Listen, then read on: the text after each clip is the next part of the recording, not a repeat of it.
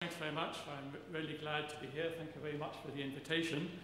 So I'm also relieved to be here. You were talking about fire earlier on. Actually, there was a fire in our hotel this morning, so Richard and I were a bit concerned as to whether we're going to be able to get here on time.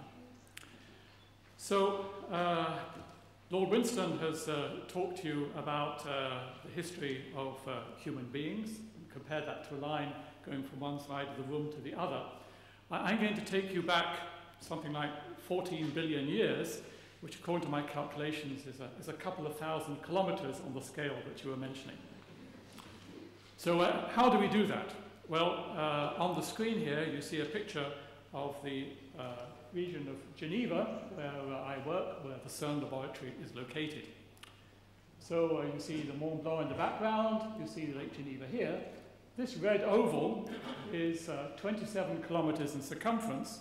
That is the location of what I call the world's most powerful microscope and telescope, something called the Large Hadron Collider, which is going to collide particles at energies which occurred in the universe 14 billion years ago. So before discussing this, I'd just like to tell you a little bit of an anecdote. This picture, you may know it, it's by Gauguin.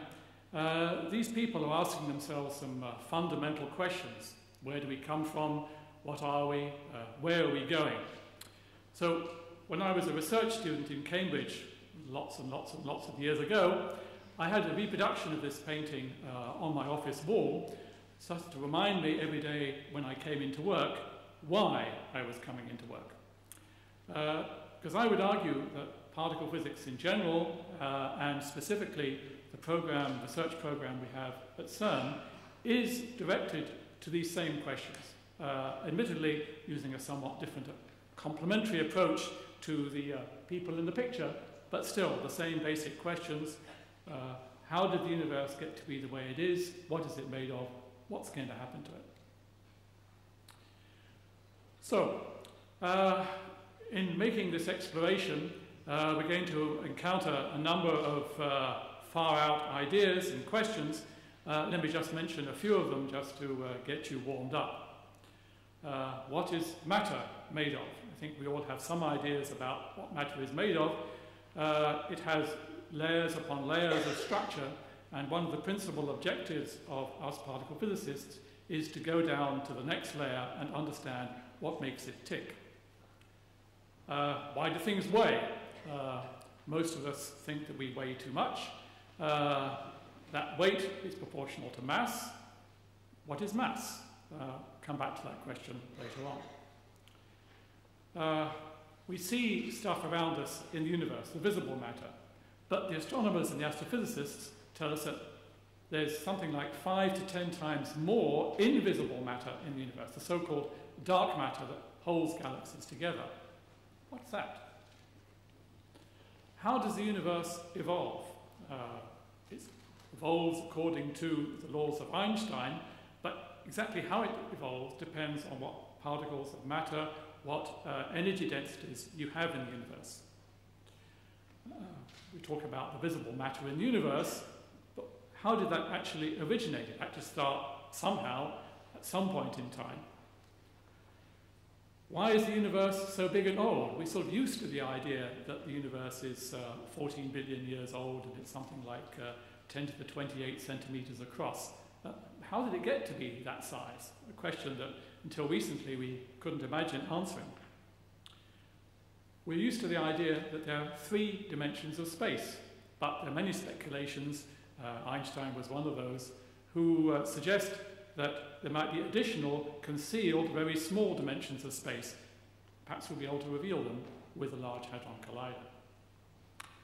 So the Large Hadron Collider's job is to at least ask these questions, but not guaranteeing it's going to be able to answer them all, but maybe a few of them it might be able to actually answer.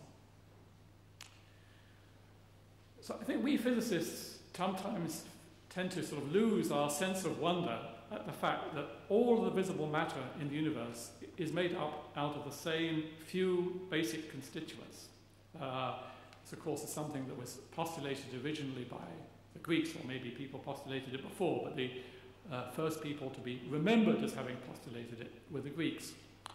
And it's truly remarkable that all the different stuff that we can see around us is made up out of the same things. Atoms, electrons orbiting nuclei. The nuclei are made up out of two types of particles called protons and neutrons. One of the big discoveries in my lifetime has been the fact that inside these protons and neutrons there are even smaller particles called quarks. And it's these quarks which are in some sense the current boundary of our knowledge. So what we try to do in CERN in particular is try to understand these fundamental constituents of matter in more detail, and also try to understand the fundamental forces that act between them.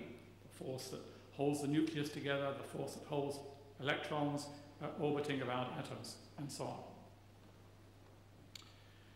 Now, many of the discoveries in particle physics during the first half of the 20th century were made in cosmic rays. These are particles coming from outer space, some of them with extremely high energies, that were discovered by Mr. Hess, whom you see up here, who went up in a balloon and discovered this ionizing radiation coming from outer space. So these cosmic rays, when they hit the atmosphere, produce showers of particles of all different types. Now, it was realized around the 1950s that if you wanted to understand all these different types of particles with any precision, with any accuracy, you needed to be able to control the types and the energies and the timings of these particles and make collisions artificially in the laboratory. And that's the basic motivation why CERN was set up in 1954, along with other accelerator laboratories around the world. Now, the studies over the last 50 years have led to something that we call, rather prosaically, the standard model of particle physics. So, according to this, matter is made up out of a few elementary building blocks. I've already talked about the electron up here. For some unknown reason, there are a couple of other very similar particles, somewhat heavier. I talked about the quarks. So conventional matter is made up out of up and down quarks, but for a reason we don't understand, there are 4 heavier quarks. And you've probably also heard of the neutrinos, invisible, very weakly interacting, very light particles. The fundamental forces between these, well, obviously there's gravity, which keeps even theoretical physicists' feet on the ground. Electromagnetism, which holds electrons in orbit around atoms. And then inside the nucleus, you have 2 different types of force, the strong nuclear force that holds it together, and the weak nuclear force that causes nuclei to decay, sometimes forms of radioactivity. So Lord Winston talked about one of his eureka moments. One of my eureka moments was that I proposed a way of finding the particle that holds quarks together inside protons and neutrons. So my eureka moment was when this particle was discovered according to the prescription that we'd proposed. Now, in some sense, I would regard what you see on the slide as being the cosmic DNA, if I may. Perhaps actually I should call them the nucleic acids. These are the basic building blocks out of which everything else is made. Somehow or other, these particles, with their properties, are sufficient to explain all the different types of visible matter in the universe. But there's a problem. And this comes back to one of the questions I asked a few slides back. Why do things weigh? So Newton taught us that weight is proportional to mass. I think we all learned that in high school. And of course, Einstein told us that energy is related to mass, E equals mc squared. But neither of these 2 honourable gentlemen remembered to tell us where the mass actually comes from. They related it to other things, but they didn't tell us its origin. So this is the guy who may have the answer. This is Peter Higgs, University of Edinburgh. And you can see his theory up there on the blackboard behind you. Actually, you can also see it on my T-shirt. So, very simply stated, the top 2 lines of the T-shirt, the top line is the fundamental forces, the next line are the fundamental particles of matter, and the 2 bottom lines, that's Mr. Higgs's theory, and that's something which we're trying to